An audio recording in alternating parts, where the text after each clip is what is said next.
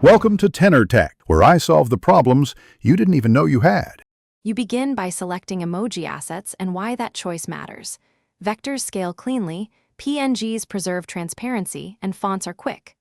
Open Photoshop with a document sized for output. Set DPI and color mode to match final use. Once done, enable Layers, Character, and Properties panels so you can control size and style. Next, import an SVG or paste emoji as text. Convert text to a smart object when you expect to transform it non-destructively. You now refine the emoji.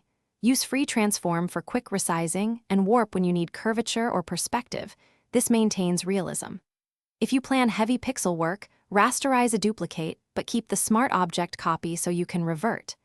Make sure to use layer masks instead of erasing, because masks are non-destructive. To match lighting and color, add adjustment layers clipped to the emoji layer and experiment with blend modes. This helps integrate the emoji into the scene. You finish by preparing files for delivery. Export as for PNG or SVG, or save for web if you need optimized sizes. Make sure to preview at 100% and on the target device to confirm readability and color.